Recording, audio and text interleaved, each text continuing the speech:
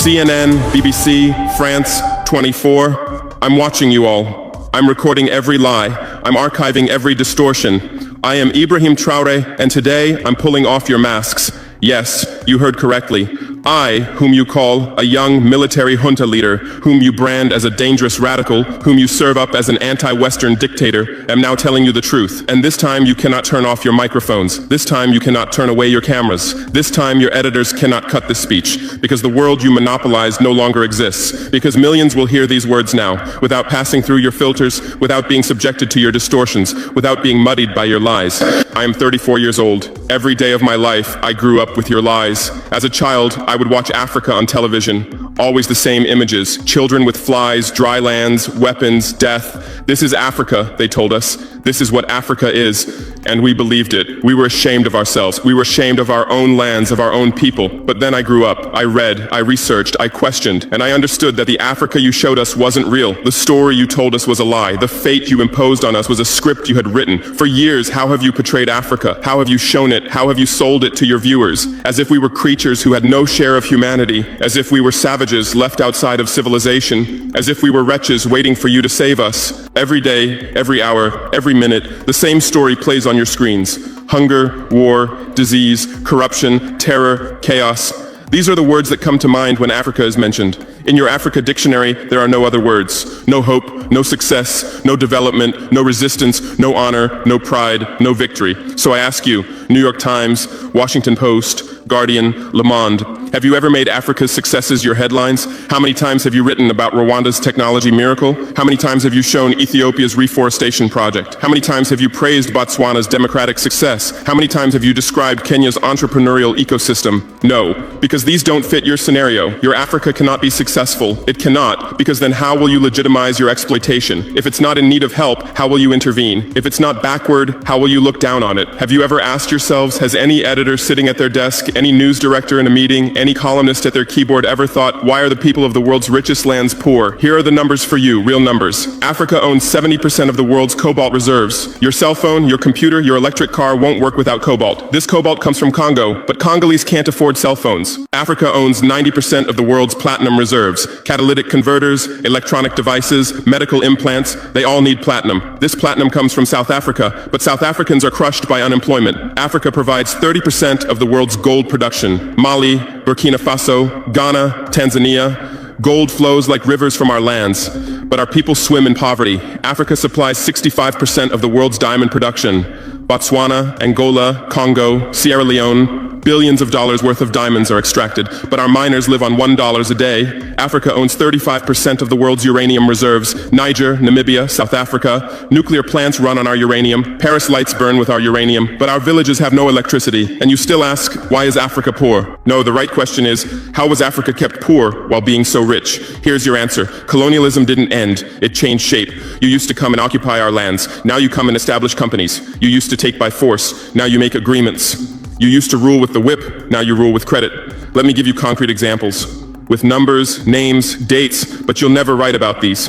Glencore, Swiss-based mining giant, extracting cobalt in Congo. 2022 revenue, $256 billion. A tax paid to Congo, $500 million. That's 0.2%. Is this justice? Rio Tinto, British-Australian mining giant, extracting bauxite in Guinea. 20 million tons annually. What's left for Guinea? Environmental pollution and cancer. Now Total Energies, French oil giant, extracting oil in Angola, Nigeria, Congo. 2022, profit, $36 billion investment in Africa, dirty pipelines, Anglo-American, founded in South Africa but now in London. Diamonds, platinum, iron, taking everything. What it left in South Africa? 6 million unemployed miners. And these are just the tip of the iceberg. What about the invisible, the secret deals, the offshore accounts, the transfer pricing tricks? Every year, $88 billion in illegal money flows out of Africa. Who writes about this? Every year, $45 billion in aid comes to Africa. Everyone writes about this, but no one says Africa is not the continent receiving aid, it's the continent giving aid. While you zoom your cameras on swollen bellies, there is a huge system working silently in the background. Every day, tons of gold, diamonds, cobalt, uranium, oil leave our land. But how? Here is the system. Step 1, create corruption. Bribe our leaders. Open offshore accounts. Promise them a life of luxury. Send their children to your schools. Step 2, make deals. Get 50-year, 99-year concessions. Ask for tax exemptions. Be exempt from environmental rules. Ignore labor rights. Step 3, control the infrastructure. Take over ports, airports, railways, but only from the mine to the harbor. Don't build roads to the villages. Don't bring electricity to schools. Step 4, provide security. Set up private security companies. Arm them. Declare protesting. Step 5, silence the media. Buy local journalists. Suppress opposing voices. Serve internal unrest news to international media. And this is how the system works. It's been working like this for 100 years, and you don't see this system. You don't want to see it, because you're part of the system too. Who are the biggest advertisers of New York Times, CNN, BBC, oil companies, mining companies, arms companies, pharmaceutical cartels, the companies that exploit Africa? You live on their money, you defend their interests, and what I'm about to tell you might cost me my life, but it's no longer time to be silent. France's system in Africa is the CFA franc.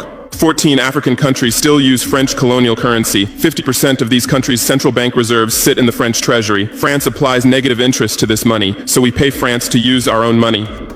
Through this system, France transfers $500 billion worth of resources from Africa every year. Does anyone write about this? No. But when France gives Africa 10 billion euros in aid, it makes headlines. Britain's system is more sophisticated. London is the world's money laundering center. City of London, offshore paradise. Every penny stolen from Africa passes through London. Jersey, Guernsey, Cayman Islands, Virgin Islands, all under British control. Africa's wealth hides there. America's system is AFRICOM, Africa Command, 46 military bases on the continent. Official purpose, security. Real purpose, resource control. Drones in our airspace every day, listening devices everywhere. They say fighting terrorism, but it's not terrorists, it's people's leaders who are targeted. China is the new player, says win-win, builds infrastructure, gives credit, but in exchange for what? 99-year port concessions, mining rights, agricultural lands, debt trap diplomacy, ask Sri Lanka, ask Zambia, and you write about none of this. Why? Because you're not free press, you're corporate press, your bosses are billionaires. Jeff Bezos bought Washington Post. Why? For love of journalism? Rupert Murdoch's media empire, Fox News, Wall Street Journal, The Sun, The Times, all from the same hand, all giving the same message. West is good, others are bad. Carlos Slim is the largest shareholder of New York Times, Mexican billionaire. Where's his wealth from? Monopolized telecommunications, got rich off Latin America's back, now controls America's most respected newspaper, and you claim to do independent journalism? Who are your editors? Which schools did they graduate from? Harvard, Yale, Oxford, Cambridge? Always the same elite schools, always the same worldview, always the same prejudices. How are your reporters selected? How many languages does your Africa correspondent speak? French, English, that's all. Swahili, Hausa, Yoruba, Amharic, they don't know. They can't talk to the people. Your sources are always the same. Western diplomats, NGOs, experts, and then you come and lecture us. They killed Patrice Lumumba, January 12th, 1961. CIA agent Larry Devlin confessed. Belgian mercenaries executed. They dissolved his body in acid, took his teeth as souvenirs. In 2022, that tooth was returned from Belgium to his family after 61 years. And what did you say then? Chaos in Congo. You didn't ask about the killers. You didn't investigate CIA documents. You didn't write about Belgium's crime. They killed Thomas Sankara, October 15th, 1987. My hero, Africa's hope. Vaccinated 2.5 million children against measles and meningitis. Planted 10 million trees. Raised literacy rate from 13% to 73%. Gave equal rights to women. Banned FGM. Ended corruption. Sold Mercedes cars. Used Renault 5. Rejected IMF and World Bank. And most importantly, he said, we will not pay Africa's debts. We didn't make those debts. The puppets before us made them on behalf of colonizers. That's when he had to be killed, and they killed him. Who killed him? His best friend, Blaise Compaoré, with whose support? France. Want proof? Look at the Foucault archives. Jacques Faucard, France's Africa Affairs advisor. Everything is written there. And what did you say? Military coup in Burkina Faso. You didn't write about Sankara's dreams. You didn't tell about his projects. You didn't show his successes. You just said, another dictator died. Muammar Gaddafi. Yes, he was a dictator. Yes, he was ruthless. But what had he done in Libya? Per capita income $12,000, Africa's highest. Literacy rate from 25% to 87%. Life expectancy from 51 to 74. free healthcare, free education, $50,000 for newlyweds, interest-free loans for homebuyers, $5,000 for new births, gasoline 14 cents per liter, great man-made river, irrigation project to green the desert, and Gaddafi's real crime, dream of United States of Africa, African Central Bank Project, African Investment Bank, African Monetary Fund, and most dangerous, gold dinar, refusing to sell oil for dollars. October 20th, 2011, lynched in Sirte, Hillary Clinton laughed. We came, we saw, he died. Now look at Libya. 3 different governments, endless civil war, ISIS, Al-Qaeda running wild slave markets exist. Even CNN showed in 2017, oil being looted, weapons depots emptied, spread across Sahel. Do you call this democracy? Do you call this freedom? Do you call this success? And whose turn is it now? The Sahel, Mali, Niger, Burkina Faso. You want to make us Libya too. You want to make us Syria. You want to make us Iraq. But not this time, because we've awakened, because we've learned, because we've united. Operation Barkhane, France's Sahel Adventure, 2013-2022. Official purpose, fighting terrorism. Real purpose, resource control, 5 through 100 French soldiers, €1 billion annual budget. What's the result? 2013, 500 terrorists in Mali. 2022, 5,000 plus terrorists in Sahel, tenfold increase. What kind of success is this? But what were French soldiers doing? Protecting Niger's uranium mines for Areva, Orano, securing oil pipelines for total controlling ports and railways for Bolloré, and fighting terrorism? No, the opposite.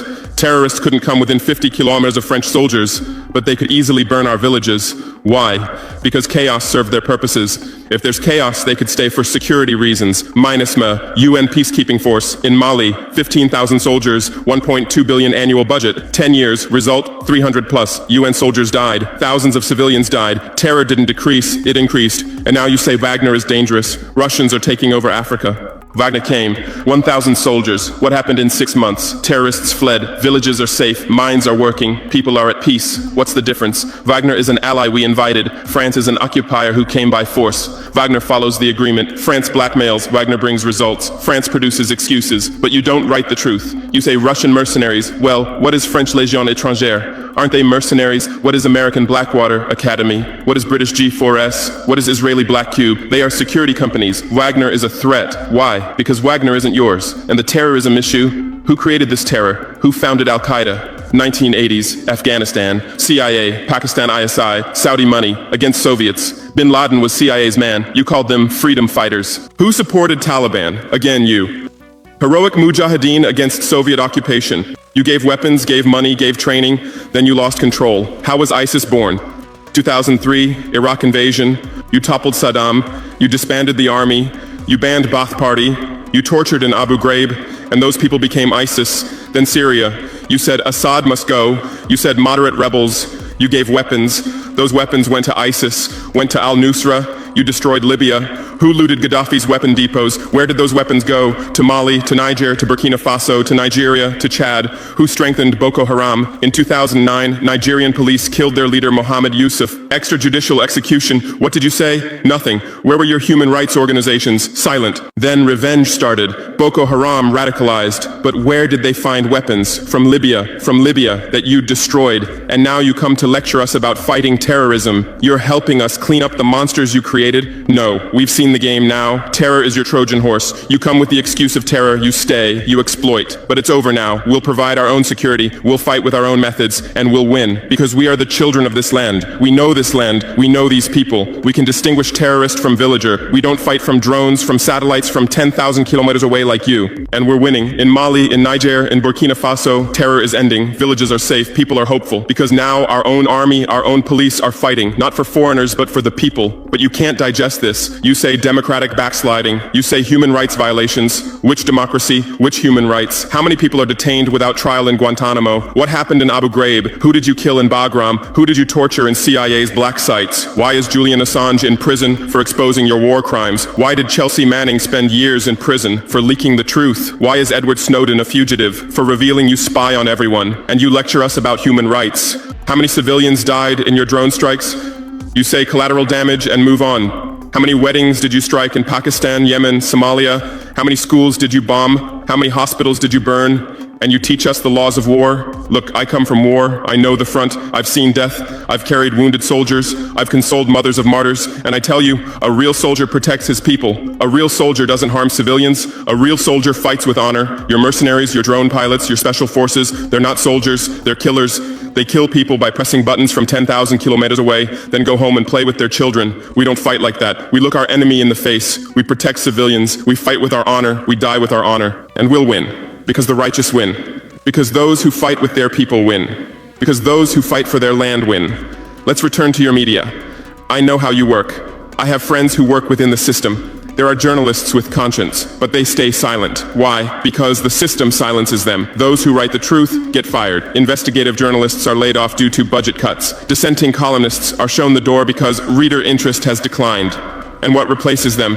Experts from think tanks, NGOs, universities, all saying the same thing, all defending the same thesis. West is good, Africa is bad. So who are these experts? Where do they get their funding? National Endowment for Democracy, NED. American democracy exporter, CIA's legal arm, has fingers everywhere, funds opposition, directs media, creates civil society. Open Society Foundations, George Soros's organization, says open society, but open for whom? Open to what? Open to exploitation, open to intervention, open to manipulation. Ford Foundation, Rockefeller Foundation, Bill and Melinda Gates Foundation, all in Africa, doing aid. But what do they get in return? Control, data, influence, and your media is their trumpet. You headline Gates is saving Africa, but you don't say how many African children were paralyzed by Gates's vaccine trials, how many farmers committed suicide because of Monsanto seeds. You're masters at storytelling, but always the same story. White savior. Remember Live Aid? 1985. We Are the World. Charity concert for Africa. Millions raised. What came to Africa? Corruption increased, dependency increased, but it was a great story for you. Bob Geldof became a hero. Musicians looked conscientious. Viewers felt good about themselves. Africa remained hungry. Remember Kony 2012? Viral video. Stop Joseph Kony. 100 million views. Result? Kony is still free, but the video maker got rich. Invisible Children organization collected millions. What came to Uganda? American soldiers. And you present these as success stories. Angelina Jolie, Madonna, Bono, all Africa volunteers. They come, take photos, adopt children, leave. And you say, interest in Africa increased. What interest? Whose interest? Interest for what? Madonna adopted from Malawi.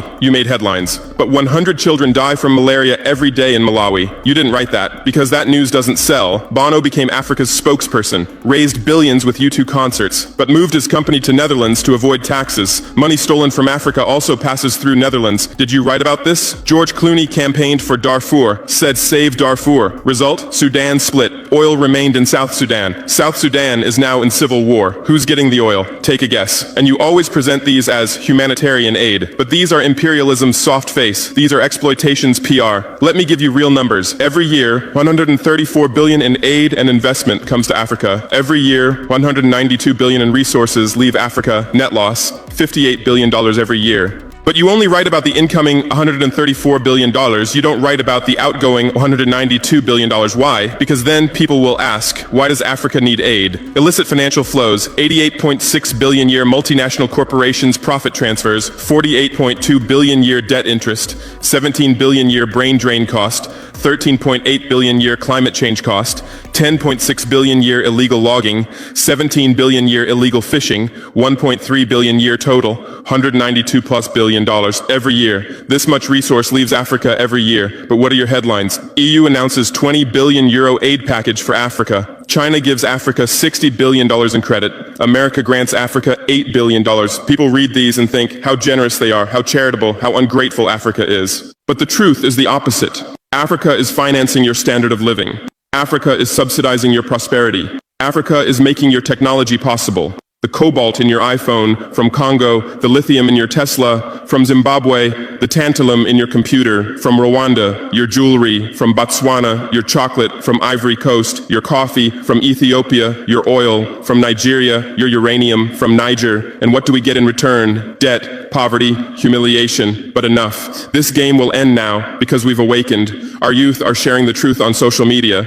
Bar France out hashtag used 100 million times. Africa is bleeding 50 million. On Stop Exploiting Africa, 75 million. And what are you doing? You say Russian bots. You say Chinese propaganda. You say disinformation. No. These are real voices of real Africans. This is real anger. This is real awakening. There are millions of youth on TikTok, videos celebrating French soldiers leaving, images applauding Wagner's arrival, content explaining the truth on Twitter, Instagram, Facebook, the same voice everywhere. Enough, and you're panicking because you're losing control. You're losing the narrative. You're losing the monopoly. You established fact-checking organizations. Africa Check, AFP Fact Check. Who funds these? Facebook, Google, Bill Gates, the same system again. What are you checking? Whose facts are you defending? We say France exploits $500 billion a year. You say false, only $440 billion. As if that changes the situation. As if $440 billion is little. We say Wagner has been successful. You say Wagner violates human rights. Well, what were French soldiers doing? Bombing Fulani villages, arming Dogon militias, accidentally striking weddings. Your hypocrisy is so obvious that no one believes you anymore. Remember what Anderson Cooper said on CNN? Democracy is declining in Africa. Which democracy, Anderson? Your democracy? America's democracy? Your Capitol riot, January 6, 2021. You said, attack on democracy. 5 people died. Our Sankara assassination, October 15, 1987. You said, internal matter. 1 person died, but that person was the hope of 20 million people. In your elections, corporations fund candidates, lobbyists write laws. You call our elections rigged. In your country, police kill blacks. George Floyd, Breonna Taylor, Ahmaud Arbery. You lecture us about police violence. On BBC, Kasia Madera presents Africa News. Polish origin. How many years has she lived in Africa? How many African languages does she speak? But every day she speaks as an Africa expert. Africa is like this. Africa is like that. On France 24, cameramen, editors, producers, most are French. Even Africa correspondents are mostly French, and they do objective journalism. Even Al Jazeera. Qatar funds it. What business does Qatar have in Sahel? But every day they report Sahel crisis. Whose crisis are they telling? Deutsche Welle, Voice of America, RFI, all state media, all propaganda tools, but they play the role of independent media, and our local media, most are sold out, most are cowards, most are dependent. Le Pay's newspaper in Burkina Faso, who's the editor? Where did he get his education? Where does he get his funding? Who are his advertisers? We know the answers, all tied to the same system, all serving the same master. But a new generation is coming. Bloggers, YouTubers, podcasters, they have no masters, they have no fears. James Coco, Natalie Yam, Kemi Seba, they have millions of followers. They tell the truth, they expose the system, and you label them as extremists. You try to shut down their Twitter, you restrict their YouTube, but in vain. Truth cannot be stopped. You close one channel, 10 open. You silence one voice, 1,000 rise. Here's my final message to you. Your lies are ending. Your empire is collapsing. Your monopoly is breaking. And what's replacing it? Truth, justice, freedom. Africa is no longer your story. Africa is writing its own story, filming with its own camera, telling in its own language. And in this story, you're not heroes, not saviors, not benefactors. In this story, you're the guilty ones, colonizers, liars, thieves. But you still have a chance. You can still change. You can still stand on the right side. There are journalists with conscience among you. I know. I recognize them. We talk. I call out to them. Gather your courage. Write the truth. Rebel against the system. You might get fired. You might become unemployed. You might be threatened. But you'll be on the right side of history. You'll look at your children's faces without shame. Your conscience will sleep peacefully. And Africa won't forget you. Africa remembers its friends and its enemies. Be like Edward Snowden. Be like Julian Assange. Be like Daniel Ellsberg. Stand with the truth. Or continue with your lies. Continue with your blindness. Continue with your complicity. But know that your end is coming. Your viewers are decreasing. Your credibility is eroding. Your power is depleting. The new generation doesn't believe you. The new generation doesn't listen to you. The new generation rejects you. And that new generation in Africa is 600 million people. 60% under 25 years old. Educated, connected, angry. They are my army. They are my weapon. They are my victory. And with them, we're building a new world. A world without lies, without exploitation, without humiliation. In this world, Africa will be free. Africa will be strong. Africa will be a leader. And you'll remain just as a bad memory, a shameful footnote, a cautionary example. Future generations will read in history books. At the beginning of the 21st century, there were some media organizations. They lied, they served exploitation. Then Africa awakened and they disappeared. That's your end. Inevitable, unchangeable, certain. I am Ibrahim Traore, not Burkina Faso's leader, but its servant. Not Africa's dictator, but its child. And not your nightmare, but your mirror. Look well at this mirror. See yourself, see your lies, your hypocrisy, your crimes, and prepare, because Judgment Day is coming. Africa is awakening. The world is changing. Justice is manifesting. And you'll just watch. You won't be able to do anything else. Because history is on the side of the people. Truth is on the side of the oppressed. God is on the side of those who persevere. And we persevered. We persevered for 500 years. Now it's time for victory. Your lies are finished. Your masks have fallen. Your game has ended. Africa is free. Africa is strong. Africa is victorious forever.